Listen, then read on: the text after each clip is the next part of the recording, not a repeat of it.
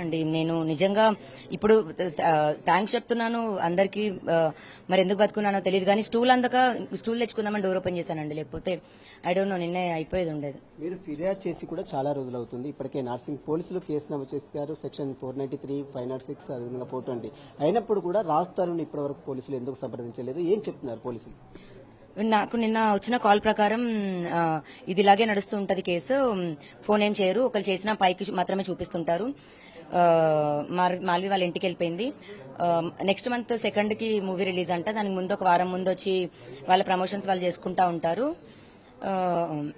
మిగతా అంతా నార్మలే. ఇక్కడ లాస్ అయిపోయింది నువ్వే రాస్తారు, ఇంకా బయటకు వచ్చి తన పని తను చూసుకుంటాడు అన్న కాల్ వచ్చిన తర్వాత నేను ఇంకా గురయ్యాను. ఎవరైనా అమ్మాయి ఫిర్యాదు చేస్తే వెంటనే పోలీసులు చర్యలు తీసుకుంటారు.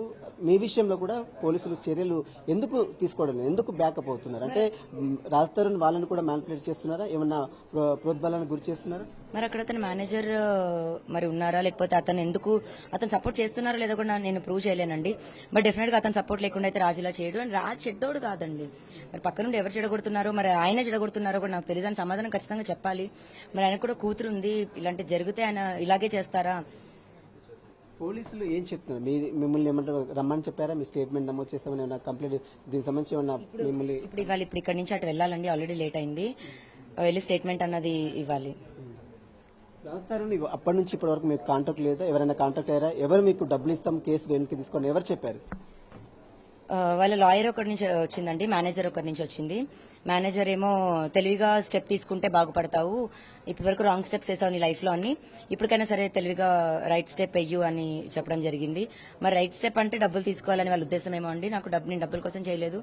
నేను ఇంకా ఒకరు చంపేసినా అలా ఉంటానేమో కానీ, అలా పోతానేమో కానీ నాకు డబ్బులు తీసుకొని ఉండడం అయితే ఇష్టం లేదండి. రాజధానిపై మీరు ఇప్పటికే కంప్లైంట్ చేశారు. మరోవైపు హేమ డ్రగ్స్ విషయంలో సినీ నటి హేమని ఇప్పటికే మా అసోసియేషన్ సస్పెండ్ చేసింది.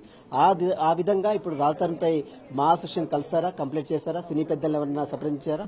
డెఫినెట్ గా నేను వెళ్తానండి. ఎందుకంటే అసోసియేషన్ కాబట్టి నేను డైరెక్ట్లీ ఉండకపోయినా ఇండైరెక్ట్లీ అతని పేరు వెనకాల ఉన్న మనిషిని కాబట్టి ఖచ్చితంగా సాయం కావాలి నాకు. సాయం కోసం అడుగు పెడతానండి.